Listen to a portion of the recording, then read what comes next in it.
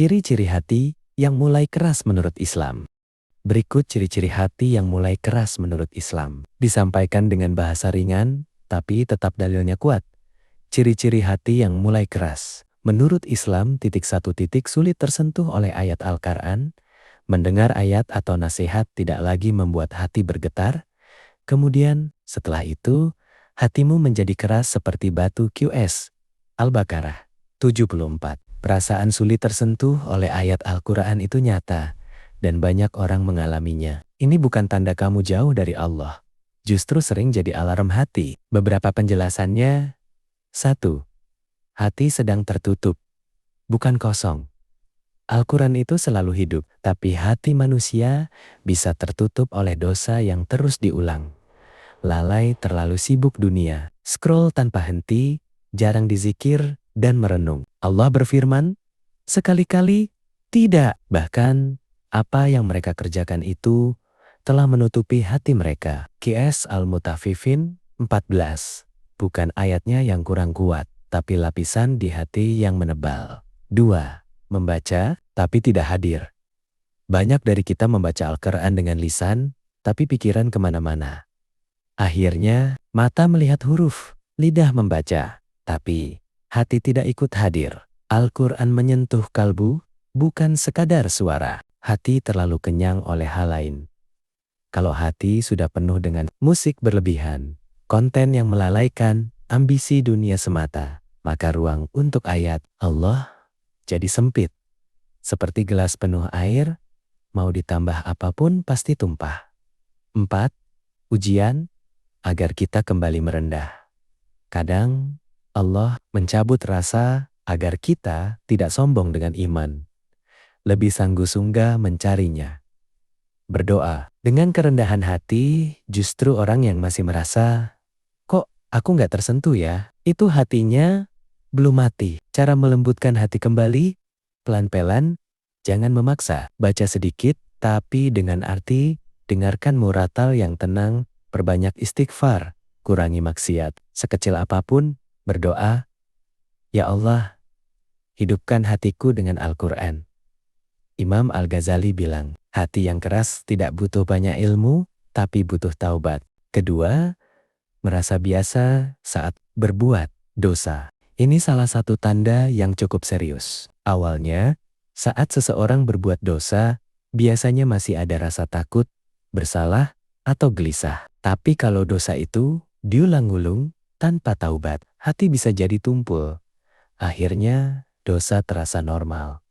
Hati tidak lagi merasa bersalah, bahkan bisa membenarkan perbuatan salah. Dalam Islam, ini disebut kerasnya hati. Bukan karena dosanya kecil, tapi karena hati sudah terbiasa. Padahal, dosa sekecil apapun kalau dianggap biasa, dampaknya besar. Tapi kabar baiknya, kalau seseorang sadar dan masih mau mencari penjelasan seperti ini, itu tanda iman belum mati. Tinggal dibangunkan lagi dengan taubat, istighfar, dan menjauh pelan-pelan dari kebiasaan dosa itu. Ketiga, lalai dari salat dan ibadah. Lalai dari salat dan ibadah bukan selalu karena kita sengaja meninggalkan Allah, tapi sering karena hati kita terlalu sibuk dengan dunia. Terlalu fokus mengejar kerja, uang, validasi manusia, sampai lupa berhenti sejenak untuk menghadap Sang Pemberi semuanya. Saat salat, mulai terasa berat, ditunda-tunda, atau dikerjakan sekadar gugur kewajiban. Itu tanda hati sedang lelah, dan iman butuh dirawat. Padahal, salat adalah charger jiwa tempat kita mengadu, menenangkan diri, dan menguatkan langkah. Lalai ibadah juga membuat hati mudah gelisah, emosi tidak stabil, dan hidup terasa kosong, walau secara lahiriah terlihat baik-baik saja. Bukan karena masalahnya terlalu besar, tapi karena kita menjauh dari sumber ketenangan. Allah tidak pernah menjauh. Kitalah yang sering melangkah pergi. Dan kabar baiknya, sejauh apapun kita lalai, pintu kembali selalu terbuka. Cukup satu langkah kecil, syalat tepat waktu hari ini. Doa singkat tapi jujur. Atau istighfar. Dari hati, dari situlah iman perlahan hidup lagi. 4. Lebih cinta dunia daripada akhirat. lebih cinta dunia daripada akhirat itu. Maksudnya, hati dan prioritas hidup kita lebih condong ke urusan dunia, sampai urusan akhirat jadi nomor sekian. Penjelasannya begini ya, pelan-pelan. 1. Dunia jadi tujuan, akhirat cuma pelengkap. Orang yang lebih cinta dunia, kerja keras mati mission, untuk harta, jabatan, gengsi, tapi salat sering ditunda. Ibadah seadanya, takut miskin, tapi tidak takut dosa. Seolah-olah dunia itu tujuan akhir, padahal seharusnya cuma jalan menuju akhirat. 2. Hati terlalu terikat pada yang sementara. Dunia itu indah, tapi sementara. Nikmat, tapi cepat habis. Kalau hati terlalu melekat, kehilangan sedikit, stres berlebihan. Gagal sedikit, putus asa. Dapat banyak, sombong. Karena sandarannya bukan Allah, tapi dunia. 3. Tanda-tandanya dalam kehidupan sehari-hari. Beberapa tanda nyata, lebih sedih kehilangan uang daripada kehilangan waktu. Salat, lebih takut omongan manusia daripada murka Allah. Sibuk mengejar dunia, tapi malas menyiapkan bekal mati. 4. Padahal akhirat itu kekal. Akhirat tidak ada capek, tidak ada takut kehilangan, tidak ada penyesalan bagi orang beriman. Dunia cuma singgah sebentar, akhirat selamanya. 5. Bukan berarti dunia harus ditinggalkan. Islam tidak melarang kaya atau sukses. Yang salah itu jika dunia menguasai hati. Idealnya, dunia di tangan, akhirat di hati. Kerja, niat ibadah. Rezeki, jalan mendekat ke Allah. Sukses, makin rendah hati, penutup singkat. Kalau dunia kita kejar, belum tentu dapat. Tapi, kalau akhirat kita kejar, dunia akan Allah cukupkan. 5. Jarang mengingat kematian. Jarang mengingat kematian membuat hati mudah lalai. Saat seseorang lupa bahwa hidup ini sementara, ia cenderung menunda tobat dan amal baik, terlalu mengejar dunia, jabatan, atau harta. Meremehkan dosa karena merasa masih lama, kurang mempersiapkan bekal akhirat. Padahal, mengingat kematian bukan untuk menakut-nakuti, tapi untuk menyadarkan. Padahal, mengingat kematian bukan untuk menakut-nakuti, tapi untuk menyadarkan waktu kita terbatas. Setiap amal akan dipertanggungjawabkan.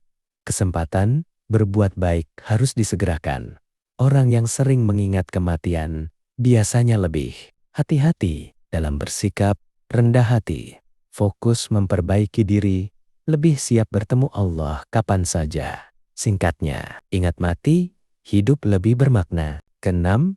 Mudah marah dan sulit memaafkan. Sifat mudah marah dan sulit memaafkan biasanya muncul karena hati yang belum benar-benar tenang. Ada luka batin, kecewa, atau ekspektasi yang tidak terpenuhi, tapi dipendam terlalu lama. Akhirnya, emosi kecil saja bisa jadi pemicu amarah besar. Orang yang sulit memaafkan sering merasa bahwa memaafkan berarti mengalah atau membenarkan kesalahan orang lain. Padahal sejatinya memaafkan adalah cara untuk membebaskan diri sendiri dari beban emosi. Selama dendam disimpan, hati akan terus gelisah, pikiran sempit, dan hubungan dengan orang lain menjadi berat. Dalam sudut pandang spiritual, mudah marah adalah tanda hati yang kurang sabar dan kurang lapang, sementara memaafkan adalah ciri hati yang kuat. Bukan karena tidak terluka, tapi karena memilih untuk tidak terus hidup dalam luka itu. Belajar menahan amarah